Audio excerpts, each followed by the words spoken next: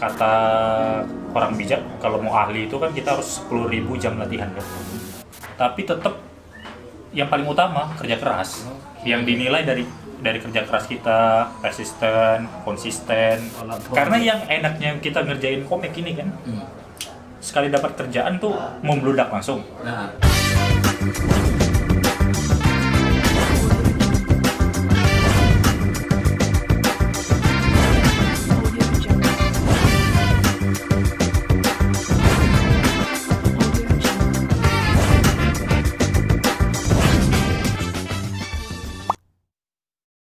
Oke, jumpa lagi di channel Hope Batam.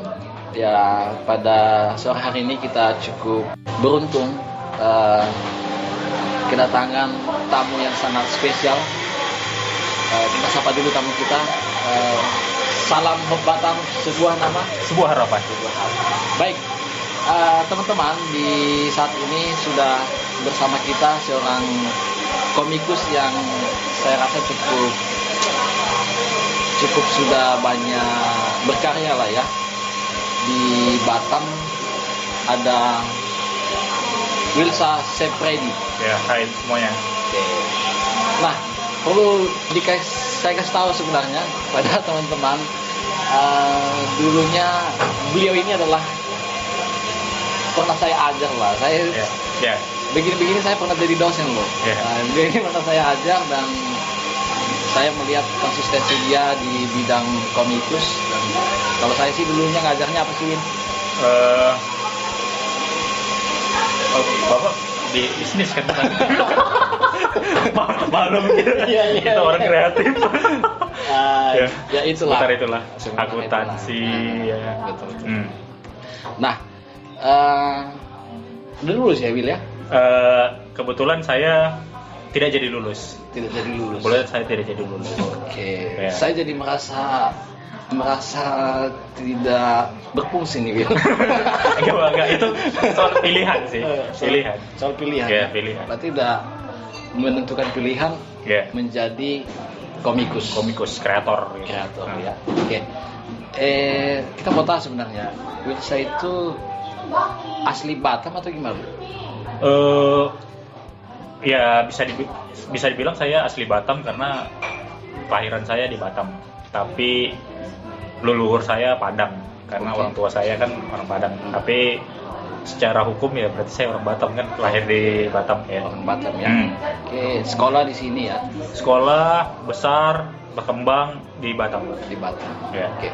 Nah, apa ini tertarik menjadi seorang komikus itu awal mulanya bagaimana? Oh, oke. Ini agak ngabisin waktu sejam mungkin, Bang. Enggak bercanda. Oke. Garis besarnya lagi. Garis besarnya ya. Pertama, saya ini kan dari kecil memang hobi menggambar. Cuman kan memang pada dibesarkan memang di keluarga yang menengah pada umumnya, melihat skill menggambar itu agak skeptis orang tua kan. Iya. Menggambar mau tuh jadi apa nih? Iya, mau jadi apa? Padahal pada nyatanya banyak hal yang datang dari profesi menggambar kan. Nah, terus singkatnya saya ngelihat sebuah acara talk show di TV. Atau sebelum masuk itu, apakah gara-gara itu makanya memilih kuliah di tempat saya ngajar dulu itu? Oh, ini saya mau jadi begini, padahal itu kan gak ada hubungannya dengan dunia yang kamu geluti sekarang. Nah, itu karena memang buat nyenengin orang tua kan. Iya kan seperti orang kebanyakan nih Lona kuliah biar nanti habis itu bisa mencari pekerjaan yang bagus itulah. Kemudian memilih tidak lulus. Iya. Memilih tidak lulus itu apa kata orang tua? Awalnya sih menyayangkan. Ya. Tapi kan ngelihat progres dan prestasi saya selama saya menekuni bidang komik ini, ya orang tua jadi percaya. Karena ketika saya menekuni satu bidang, Pak, pasti saya fokus. Oke. Gak mungkin nyari-nyari yang lain gitu. Oke, kembali ke melihat sebuah talk show di TV tadi. Iya, ceritanya saya melihat talk show di TV yang diwawancarai yaitu kreator komik juga. Terus beliau bilang merupakan komikus dari publisher besar yang kita tahu kan, DC dan Marvel. Terus saya mikir kan pada waktu yang bersamaan, oh ternyata jadi komikus ada uangnya ya. Makanya waktu itu langsung esok harinya saya riset, digging di internet, oh ternyata banyak opportunity di bidang komik gitu. Asalkan kita mau ngedevelop skill dan research tentang pasarnya, begitu sih singkatnya begitu. Apakah sebelum diinspirasi oleh talk show itu udah memang menggambar dalam bentuk apa sih? Memang udah komik langsung? Ya, karena saya kecilnya suka menggambar kan, terus memang dibesarkan dari keluarga yang ya seperti itulah ya pada umumnya ya.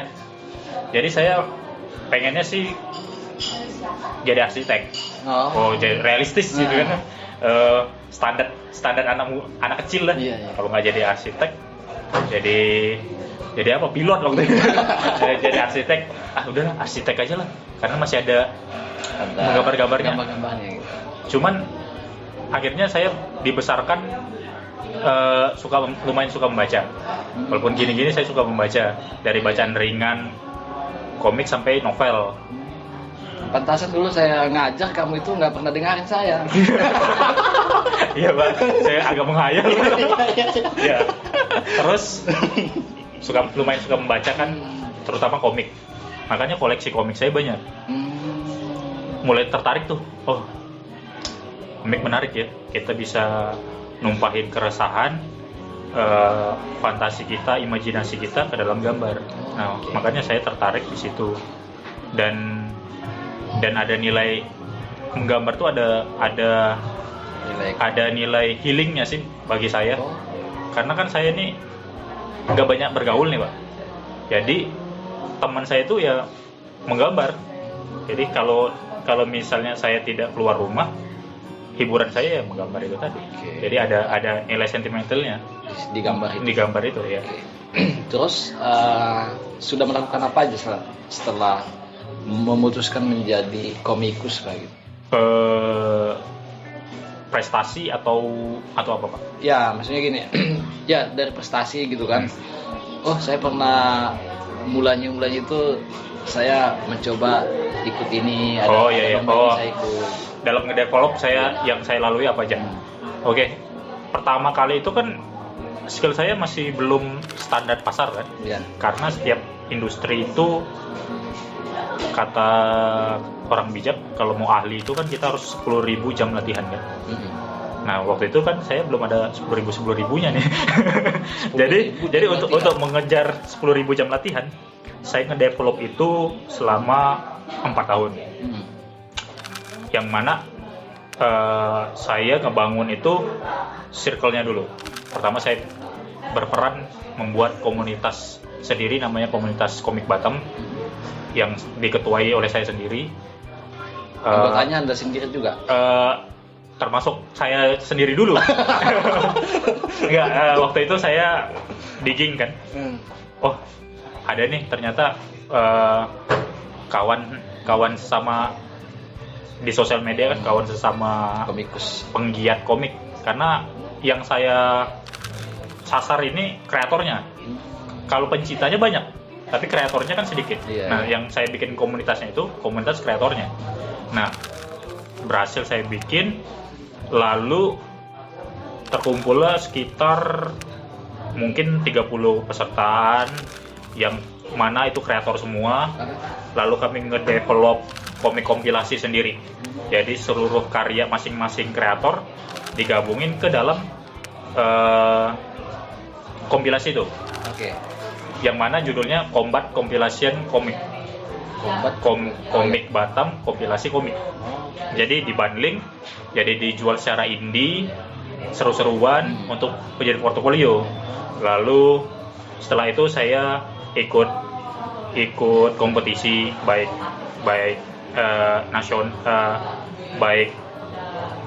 kompetisi korporasi ataupun nasional. Nah, yang mana saya berhasil memenangkan kompetisi itu semua, baik nasional maupun yang seperti korporasi adakan gitu. Oke. Tapi bisa disebut ya? Boleh. Pertama itu saya juara 3 nasional komik kependudukan dari BKKBN. Oke. Kedua, juara 2 genre horor nasional Ciayo Komik. Oke. Gitu. So far sih itu, Pak. So far itu ya. Nah. Terus komunitas ini bubar sendiri atau? Kebetulan vakum karena kreatornya sudah punya kesibukan masing-masing. Oke. Ya. Nah, itu kesibukan masing-masing, berarti artinya ada 30-an tadi anggotanya. Anggota. Kira-kira masih ada yang lanjut nggak nih jadi menekuni kreator nih, atau dari tracing oh ternyata kawan itu masih, oh iya. oh ternyata cuma aku gitu. Dan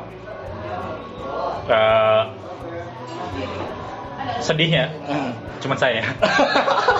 Ya karena gitu ya. Dalam menekuni bidang yang tidak banyak orang kenal, butuh persisten sih, Pak. Harus punya daya tahan banting. Mungkin kawan-kawan yang lain belum siap untuk menerima itu. Jadi mungkin so far saya yang berhasil bertahan di industri komik ini. Tapi secara umum ya mereka cukup berbakat juga ya, atau dari punya apalah, kalau mereka misalnya tekun aja punya bakat juga di bidang itu. Rata-rata sih punya bakat. Iya ya. Cuman saya mikir kan, apa bakat itu penting gitu kan? Karena orang kan sekarang kan memuja-puja bakat kan, mungkin dia bisa karena punya bakat. Ternyata tidak, Pak. Ternyata bakat itu nggak penting. Bakat itu cuman membuat kita senang melakukan hal itu, tapi tetap yang paling utama kerja keras. Yang dinilai dari kerja keras kita, persisten, konsisten. Nah, gitu. setelah melewati itu semua, Wilsa itu di level mana sekarang? Kalau kita bisa sebut, saya kurang ngerti juga memang dunia perkomikan ini. Level-levelnya itu seperti apa sih, dan kamu di posisi apa nih? Sekarang saya bisa dikatakan masih kontraktor artis. Jadi saya artis ini maksudnya seniman ya, artis ya, bukan aktris, Pak ya. Artis ya. Sinetron. Iya. Kontraktor artis itu saya kerjain project by project. Belum menerbitkan ide karya saya sendiri. Cuman saya sebagai ilustrator dari ide cerita orang lain. Selalu ada project? Alhamdulillah ada, Pak. Gimana ini dapat projectnya nih? Nah ini mungkin ya, kalau ada yang nonton dan tertarik di bidang komik nih, saya mungkin akan ngasih tahu sedikit gambaran, nanti bisa di-digging sendiri.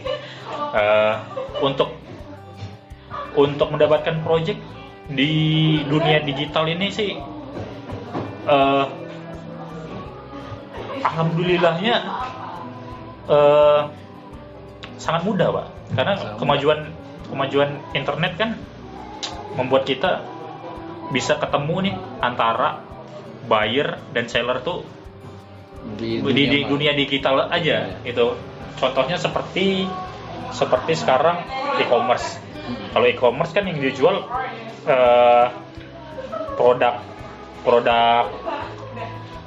fisik. Ya, jadilah. Kalau ini saya kan jasa. Nah, yang saya dapatkan adalah saya menggunakan platform pemberi kerja online, yang mana itu Fiverr atau Upwork. Itu website penyedia jasa untuk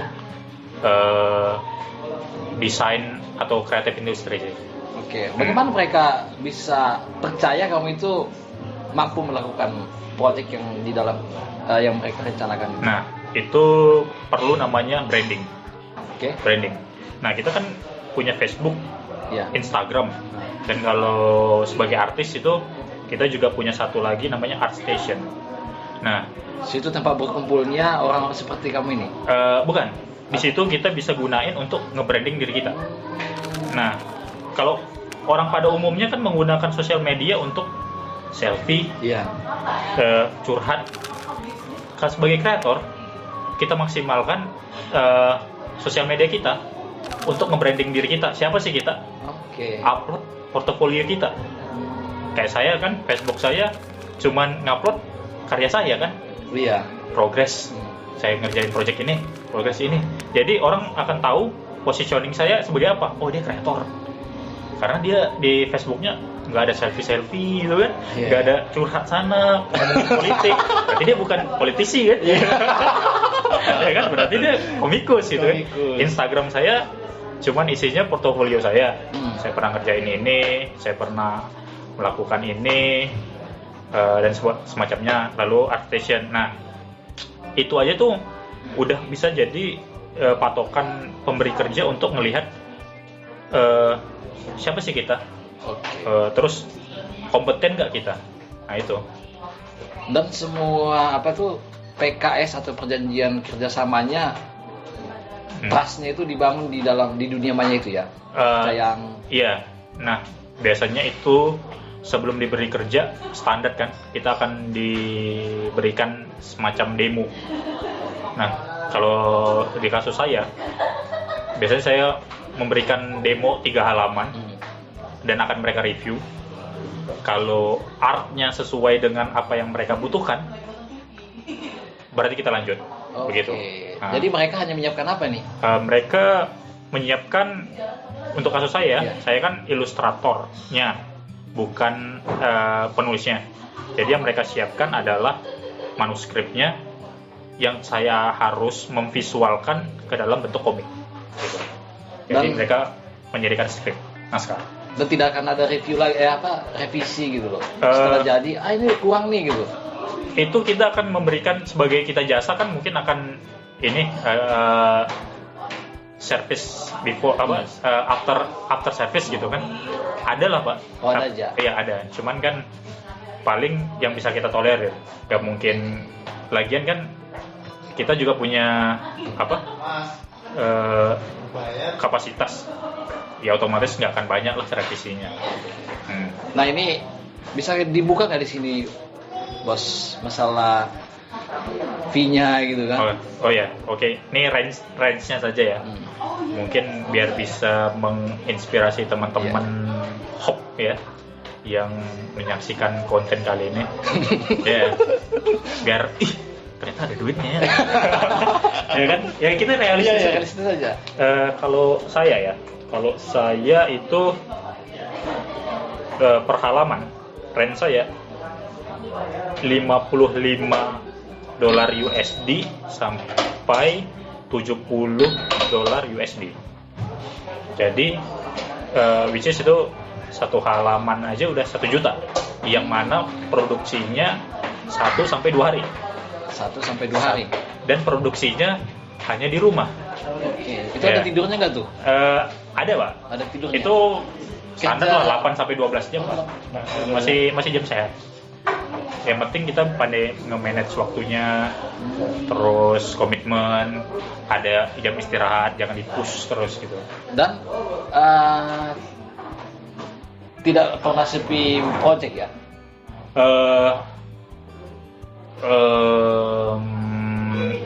So far nggak pernah. Nolak? So far nggak pernah, nolak sering. So far nggak pernah, nolak sering. Oke, nolak project. Karena yang enaknya kita ngerjain komik ini kan, sekali dapat kerjaan tuh membludak langsung. Otomatis satu klien aja kita udah bikin kita tuh jadwal kita padat. Karena kan kadang ini satu klien, nextnya dia kan bisa jadi returner buyer. akan kembali memesan lagi. Jadi otomatis kita sebagai kreator sebenarnya nggak perlu banget punya klien banyak. Yang kita perlu itu klien sedikit tapi tajir. Ya, dan yang penting bisa mengapresiasi karya kita gitu. Ya. Nah ini tadi mainnya di online. Kalau di dunia akademik itu ada namanya level-level apalah karya ilmiah yang kita buat itu kan, dia udah jurnal internasional, Scopus dan lain-lain. Dan itu ada angka kreditnya di situ. Di dunia komik ini sebenarnya nilai seorang Wilsa itu ada nggak sih di dunia perkomikan lah? Oke. Kayaknya lumayan ini ya. Berat. Ini kan saya masih profesional dihitung karena saya full time-nya itu 3 tahun yang lalu. Jadi otomatis saya profesional baru 3 tahun. Nah, dibilang posisi saya ini di industri ini gimana? Saya belum bisa saya belum bisa mentakar, Pak. Karena perjalanan saya masih terus berprogres kan. Tapi yang jelas kalau soal kredit atas karya saya sudah mendapatkan kredit atas karya saya. Contoh misalnya saya menerbitkan judul komiknya Prime Key. Nah, di situ kan tertera nama saya as an artist, Wilsa Sepredi. Nah, tapi kalau posisi saya di industri ini, saya belum apa-apa sih, masih berprogres. Nah, pemberi kerja ini sebenarnya dari apa ya, komunitasnya yang ada di luar negeri sebenarnya kan. Kerja ini ada di luar negeri. Nah, kamu bilang tadi pemberi kerjanya yang penting tajir gitu loh. Emangnya mereka setajir apa sih, atau maksud gini, udah sebesar apakah perusahaan-perusahaan mereka itu? Nah, begini ya. Berarti kita membahas tentang pemetaan industrinya. Mungkin anak muda zaman sekarang ngelihatnya, kenapa sih harus jadi komikus gitu kan? Sedangkan industri komik kita aja kurang nih ya. Dalam negeri lah ya. Iya, karena mereka melihat dari sudut itu. Tapi hebatnya kita sebagai kreator, kita yang mencintai industri ini, kita udahlah nggak usah ngelihat industri dalam negeri, udah kita langsung go global sekalian. Nah, yang dimana di luar negeri itu beda dengan kita. Mereka lebih dewasa, masyarakat mereka lebih dewasa dalam mengapresiasi seni, Pak. Seni apapun itu. Nah, jangan komik, musik mereka, musik tradisional negara apapun mereka apresiasi. Karena negara kita masih berkutat tentang kebutuhan pokoknya. Kalau mereka kan negara maju yang mana udah nggak berkutat dengan kebutuhan pokok. Jadi sudah masyarakatnya sudah dewasa untuk mengapresiasi seni. Nah, sebesar apa industrinya? Besar banget. Karena komik ini adalah industri kreatif yang mana di dunia kan industri kreatif sekarang berkembangnya pesat.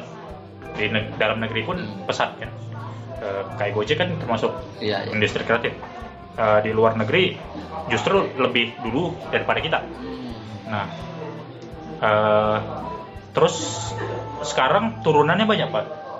Industri kreatif turunannya banyak. Contohnya komik nih. Komik nanti turunannya akan bisa diubah menjadi film, merchandise. Industrinya saling terkait. Nah, itu yang dinamakan intellectual property. Hasil karya kita punya nilai intelektualnya. Oke. Nah, ini kan artinya mereka kasih skrip untuk divisualkan menjadi gambar komik lah gitu. Apakah setelah itu selesai Wilsa buat, kita kasih ke pemberi project, itu sepenuhnya milik mereka?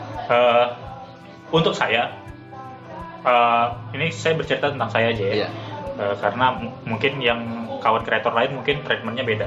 Kalau saya sih ngasih hasil dari kerja saya, dan sepenuhnya haknya itu saya berikan kepada mereka semua, Pak. Karena itu tadi, dalam berkarya kita berprogres kan. Di umur saya berkarya masih 3 tahun, saya masih nerapin konsep beli putus. Jadi saya menerima komisioningan dari klien untuk mengerjakan karya mereka into komik halaman komik, dan hak mereka sepenuhnya milik mereka. Terserah mereka mengeksploitasi yang karya yang saya buat, terserah mereka. Ya. Jadi sebenarnya gini, saya misalnya ngikutin di media sosial gitu kan. Ya. Pencipta karakter Tom and Jerry gitu, atau SpongeBob dan lain-lain itu kan. Nah, sebenarnya kalau Wilsa itu udah ada belum saya? Ini loh karakter yang saya buat gitu loh. Atau memang komikis itu punya karakter karakter sendiri lagi. Ya, saya paham pertanyaannya. Kalau ditanya saya punya. Tapi sebesar itukah? Belum. Itu namanya intellectual property, Pak. Iya. Sebuah karakter ini bisa punya nilai intelektual di dunia industrinya. Kayak SpongeBob itu kan. Itu karakternya kan sangat IP sekali, intellectual property. Ketika SpongeBob ini dieksploitasi menjadi kapitalisasinya gitu. Dikapitalisasi jadi merchandise. Itu kan punya nilai ini kan? Betul. Punya nilai ekonominya. Nilai ekonominya, ya betul. Nilai ekonominya ketika menjadikan film animasi, terus movie, terus itu kan semuanya punya nilai. Nah, karya saya mungkin belum ke sana. Belum. Sekali lagi masih progres menuju ke sana. Tadi kan sebuah karakter gitu kan, sebuah karakter kita ciptakan, Wilsa ciptakan lah. Itu saya nih, bisa nggak kamu menggambar SpongeBob? Kalau pertanyaannya bisa, saya bisa.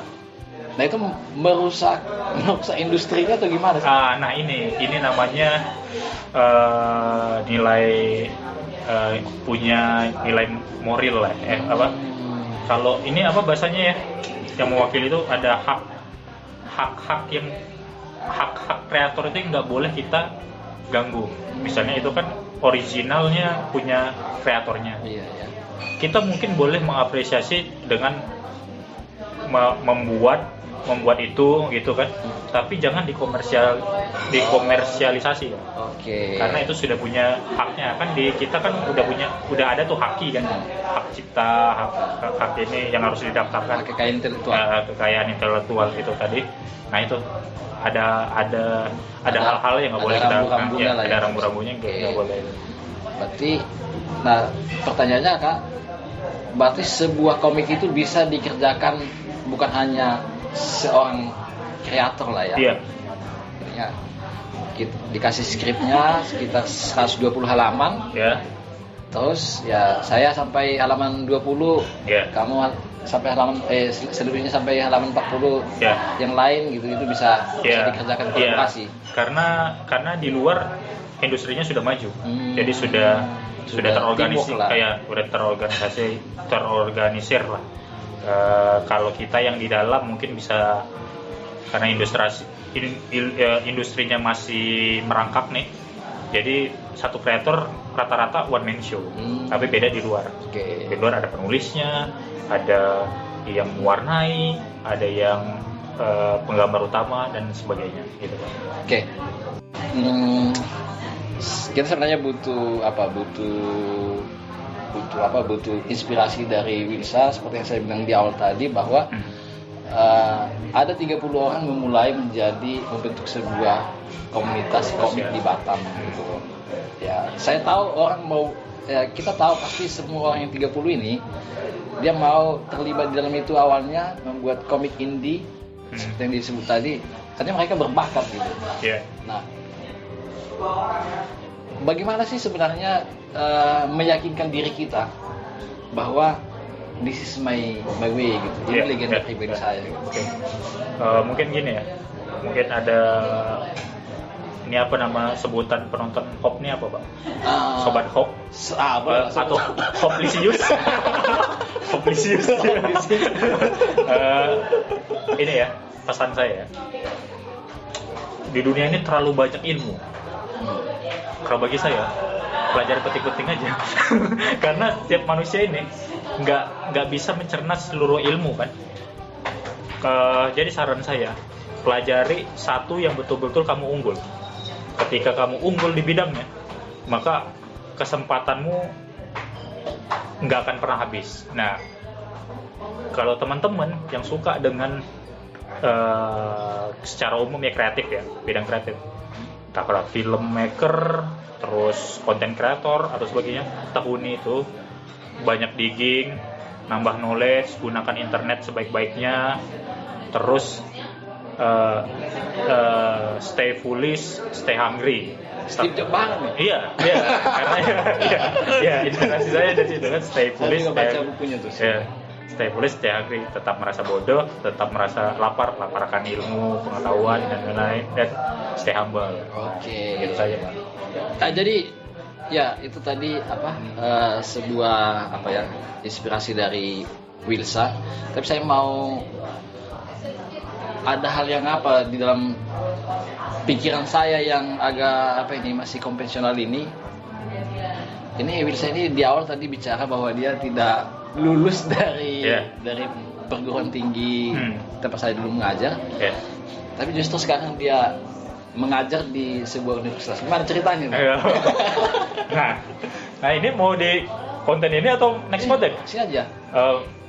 Nggak apa-apa nih, masih waktunya loh. Biar lebih penasaran part 2 atau gimana? Part 2 aja. Part 2 aja, oke.